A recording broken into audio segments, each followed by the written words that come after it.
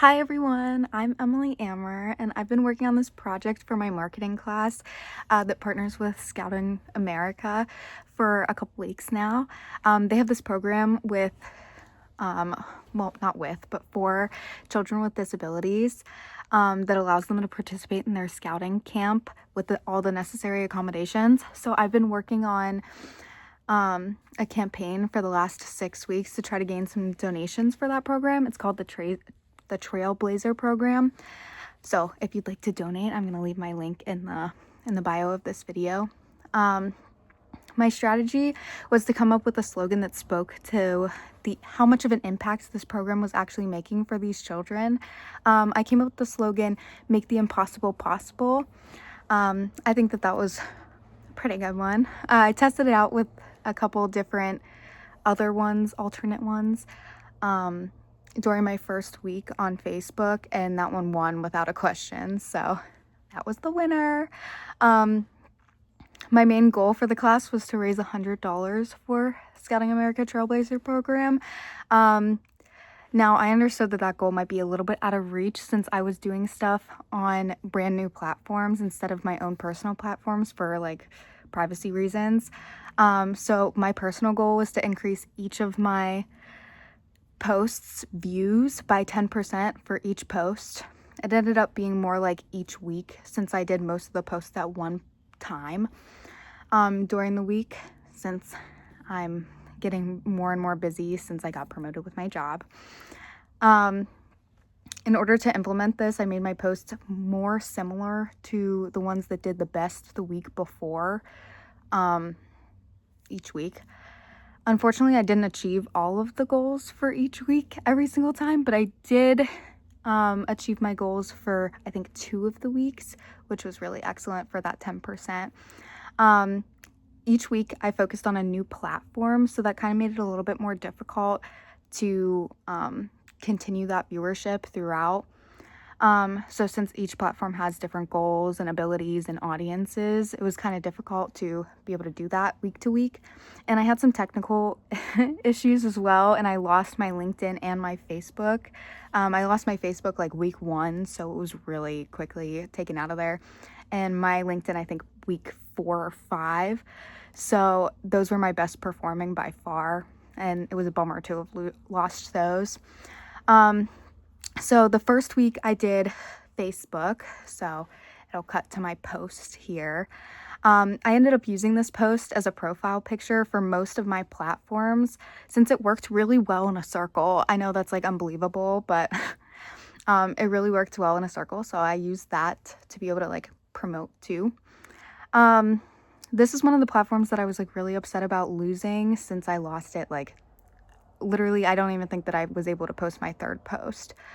And then this next post that it's showing now, this is from LinkedIn, which is the second week. LinkedIn was my top performer after Facebook tragically died week 1 for me. It made me really sad because I lost this one too. But it really surprised me that it did so well since it has such a focus on career-esque stuff. It really surprised me how well it did, even though I wasn't really doing something career related. Then this next post that should be popping up right now is from Twitter. I posted this to Twitter week 3. This version on LinkedIn ended up tying for third place, for my best overall performance, but I don't think it's as cute. So later on in the video when I talk about that, it's technically number 3 as well. This next one that's popping up right now is our 4th week from Instagram. This post that's popping up right now is going to be from YouTube. I didn't know before this class, but YouTube has this communities page where you can post photos and captions, kind of similar to how Twitter does it. I think that it would have worked a little bit better if I had a platform already, but it was really cool to experiment with, and I really liked it. And then this last one that's popping up right now is the 6th week Pinterest.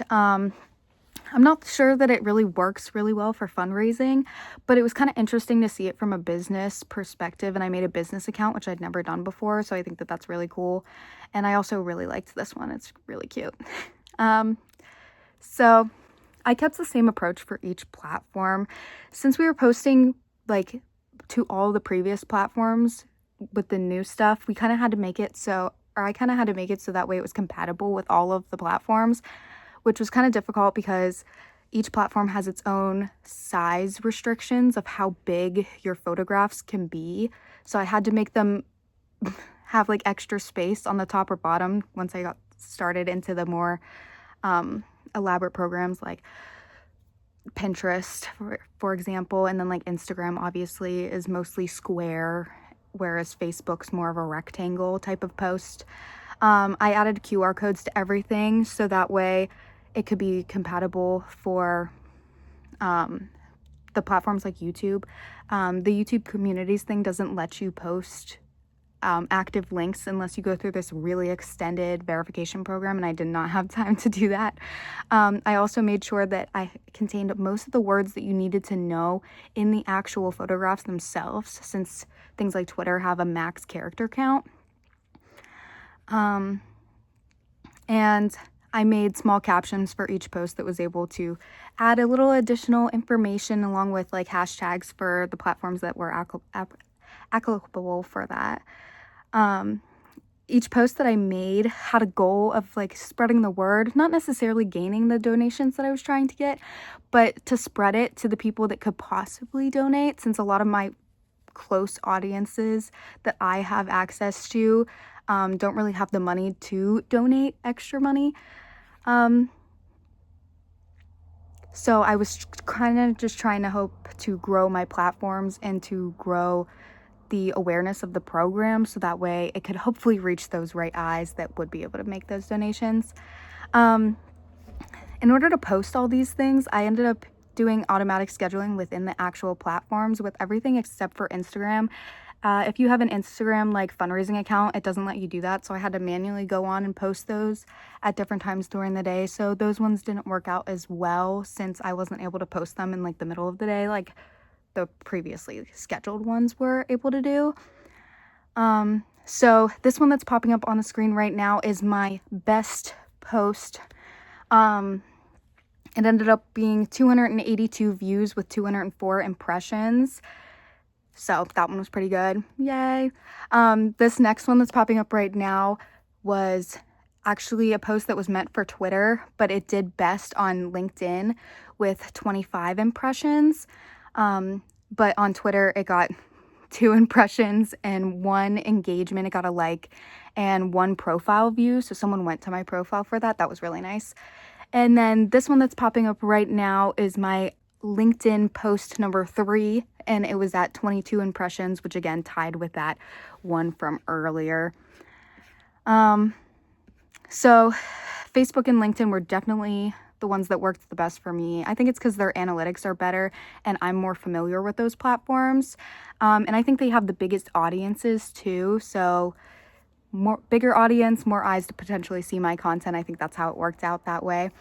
And the free analytics are very limited on all the platforms except for Facebook and LinkedIn. Facebook was able to give me down to like the demographics of the people that viewed my stuff. So I was able to find out that middle-aged women primarily viewed my content on Facebook. So I was able to adapt to be able to fit their needs and what that demographic liked the most. And I just continued with that throughout the rest of my campaign as well. So from this class, I ended up learning how important it is to know your audience. As an ad PR major, I do know a lot about this, but this is the first time that I've seen this in practice. So it was really nice to kind of just experiment with it. I think it would have been better if I was just working on one platform. That way I'd have more time to make those experiments, but I think it was still 100% worth it.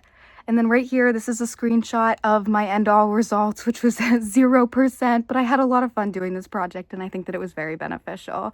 So thank you so much for watching my final presentation for this class, and have a good summer, everybody.